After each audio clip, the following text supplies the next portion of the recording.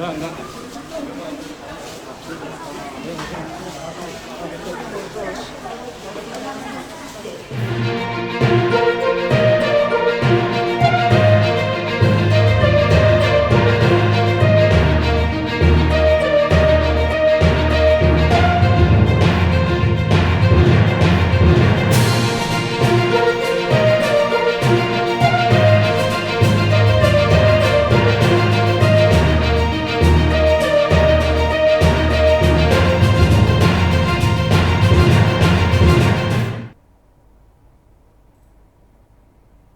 Halo, selamat siang Tribuners. Jumpa lagi bersama dengan saya, Gustula Syaifa, dalam tayangan Berita Selebritis di Tribun Lampung. Kami akan menyajikan informasi yang menarik dan terupdate seputar selebritis tanah air untuk Anda. Dan inilah Berita Selebritis selengkapnya. Berita pertama. Meskipun kondisi sakit dan harus terapi rutin, Nikita Mirzani bakal hadiri sidang lanjutan kasus Dito Mahendra. Terdakwa artis Nikita Mirzani masih menjalani proses hukuman atas dugaan kasus pencemaran nama baik Dito Mahendra. Meskipun dalam kondisi kurang sehat, Nikita Mirzani pastikan dirinya bakal hadir pada sidang lanjutan yang beragendakan keterangan saksi di Pengadilan Negeri Serang pada Kamis 15 Desember 2022 besok. Ibu tiga anak itu mengaku sedang mengalami sakit pada bagian tulang leher hingga sering merasakan nyeri setiap malam. Nikita pun wajib melakukan terapi rutin di rumah sakit. Sebelumnya artis 36 tahun itu sempat kecewa atas ketidakhadiran Dito Mahendra dalam persidangan yang berakibatkan sidang ditunda. Jaksa penuntut umum menjelaskan bahwa kekasih dari Nindi Ayunda itu tengah dirawat di Rumah Sakit Pondok Indah akibat demam berdarah. Berikut wawancara dengan Nikita Mirzani. Udah. Oke Kak Niki, tadi di dalam gimana pemeriksaannya Kak?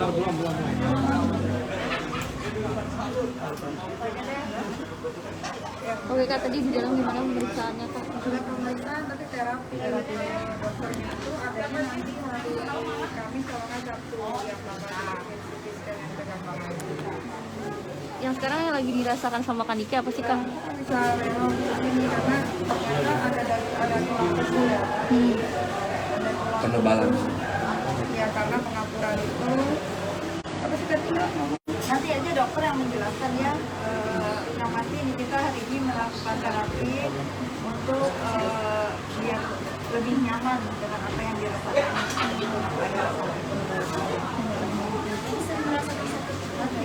Memang biasanya harusnya terapi seminggu sekali. Ini udah mau 2 bulan nggak terapi cuma ditahan aja. Tapi cuman yang sekarang udah nggak itu soalnya tiap malam tuh pasti keringat dingin nggak bisa tidur. Ya, pokoknya biar sakit juga aku mah tetap ke persidangan. Ya, aktivitas yang dikurangi selama di rutan gimana? Enggak, Karena main sakit. bulu tangkis kan, sekarang enggak. Ada pantangan nggak, Kak? Berita selanjutnya datang dari Ruth Sahanaya, ungkap makna khusus Hari Natal. Ruth Sahanaya atau akrab disapa Mama Ute antusias dalam menyambut perayaan Natal Tahun Baru 2023. Mama Ute bahkan telah mempersiapkan rangkaian ibadah bersama keluarga tercintanya di Bandung, Jawa Barat. Pelantun kaulah segalanya tersebut juga memiliki makna khusus dalam momen Natal tahun ini. Dia memilih meningkatkan rasa syukur atas nikmat kehidupan yang diberikan oleh Tuhan. Nantinya, Mama Ute akan menjalani perayaan Natal bersama dengan keluarga besarnya di Bandung, Jawa Barat. Dalam kesempatan itu, Ruth Sahanaya juga akan mengadakan acara tukar kado sebagai tradisi perayaan Hari Natal. Berikut wawancara dengan Ruth Sahanaya. Supaya janjian nanti kita pakai sama-sama bajunya gitu, baju Natalnya, kaos Natalnya gitu.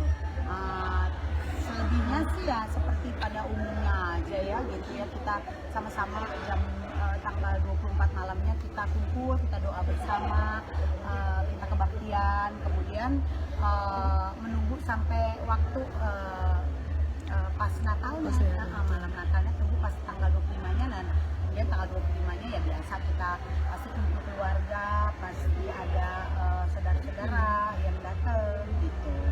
Ya seperti umumnya lah merayakan hari raya.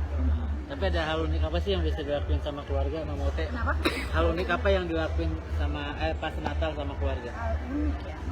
Hal unik apa ya? Sekarang sih mungkin rasanya jauh lebih rame lagi ya, karena banyak walaupun bukan anak saya langsung, tapi anak kakak kan semua udah jadi anak saya juga tuh. Mereka kebanyakan sudah menikah, ada yang sudah menikah dan sudah punya anak, jadi sudah punya cucu ya, jadi seneng cucunya udah semakin bertambah banyak gitu ya. Dan biasanya ya yang unik apa ya? Ya yang unik pada umumnya sih ya seneng aja ya, kita kumpul semua dari makanan, paling gitu aja ya. Kita makan-makan dan kemudian apa sih ya, biasanya kita main kartu, senangnya main kartu. Kita keluarga senang main kartu. Kalau ada waktu yang kosong atau apa, kita menggunakan main kartu sama-sama gitu. Tapi mungkin kan cucu dari keponakan, tapi ada kerinduan nggak untuk kayak cucu untuk Iya pasti. dari Tapi anak? saya selalu nggak pernah maksain ya ke anak-anak saya gitu ya. Maksudnya biarkan sendiri mereka mau melakukan apa ya, maksudnya mau melakukan apa yang ingin mereka lakukan. Misalnya mereka lebih konsentrasi dulu ke pekerjaan mereka atau karir mereka ya. Saya nggak terlalu mengharuskan mereka juga untuk cepat-cepat menikah gitu ya. Kalau makanan sendiri tadi kan makanan juga jadi favorit keluarga gitu. Makanan yang Harus ada saat Natal. Saat Natal. Di keluarganya biasanya Mama Ote. kita tuh karena kalau kita tuh karena biasa kayak kalau orang timur ya, biasanya kan apalagi kita Ambon tuh biasanya bapak ibu saya dari zaman dulu tuh turun temurun tuh, begitu juga dari keluarganya Papa Jeff, mereka ada turunan Belandanya, jadi selalu suka ada banyak makanan Belandanya sih. Kayak makaroni skotel, kayak pokoknya ada beberapa makanan yang biasa kita zaman dulu ketika almarhum orang tua kita masih ada, kita selalu makan gitu ya, kita selalu makan kayak beef stick kayak gitu-gitu. Nah itu biasa. Berita selanjutnya, Diolipa Yumara sebut Feni Rose diperiksa berkaitan dengan dugaan pencemaran nama baik. Pengacara Diolipa Yumara sebagai pelapor menanggapi kehadiran pembawa acara Feni Rose di Polres Metro Jakarta Selatan pada Selasa 13 Desember 2022 lalu. Diolipa mengatakan kehadiran Feni Rose adalah untuk menjalani pemeriksaan sebagai terlapor setelah dilaporkan atas kasus dugaan pencemaran nama baik. Hal tersebut diketahui setelah berbicara dengan penyidik Satreskrim Polres Metro Jakarta Selatan. Berikut wawancara bersama dengan Diolipa Yumara.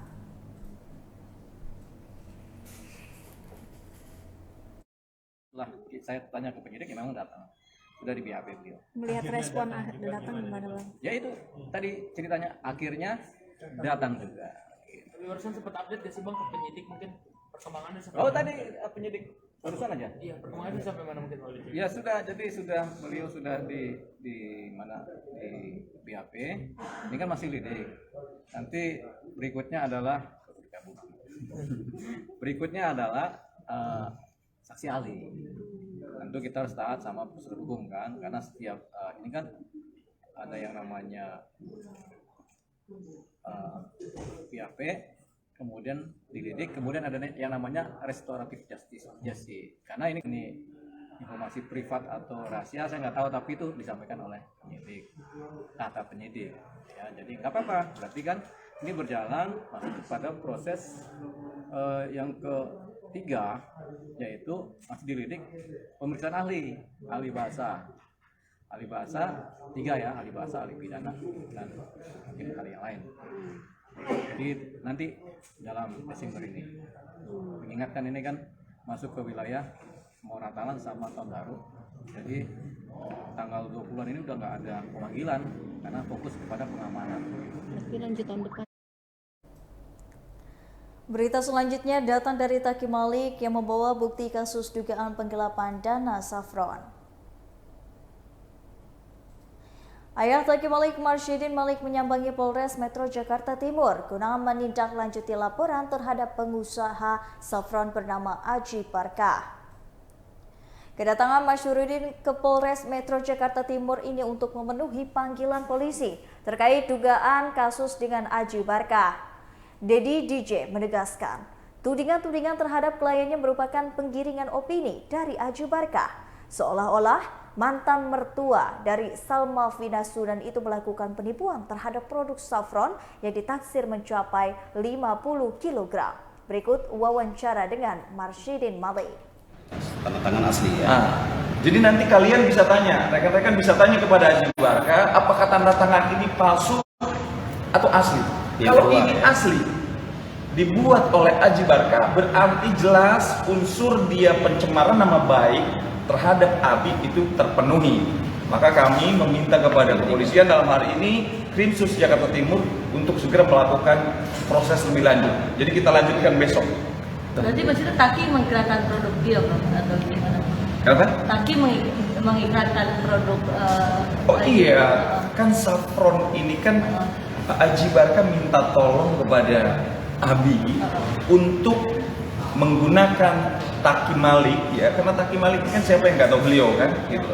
Beliau upload di IG aja udah ribuan orang yang melihat gitu loh. Nah ini dibantu oleh Abi sehingga bisa terjual hampir berapa banyak Bi? Hampir 41 kilo. 41 kilo. Gram, 41 kilo ya. Jadi 41.000 gram. Ya, 41.000 gram. Sebelum berpulang, Remy Shilado sempat diberi obat oleh Fadlizon. Sebelum meninggal dunia, baru-baru ini sastrawan Remy Shilado sempat diberi obat oleh politikus Fadlizon. Istri dari Remy Shilado, Maria Louise atau Emi, membeberkan kemanjuran obat yang diberikan oleh Fadlizon untuk suaminya. Menurut Emi, sebelum menggunakan obat tersebut, bagian punggung suaminya rusak hingga menimbulkan rasa sakit. Emi pun menceritakan kondisi punggung Remy ketika Fadlizon datang menjenguk sang suami. Berikut wawancara dengan Emi. Kalau waktu itu sebelum itu dia tidak pernah ke IGD, diinfuskan, karena itu dia ketakutan gitu. Tapi saya bilang, ya kalau kamu mau sembuh, kamu harus mau ke rumah sakit.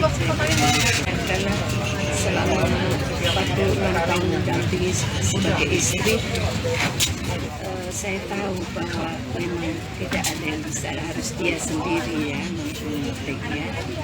Punggungnya hancur, rusak berat, merah, terus itu semua itu ya, mengeluarkan darah.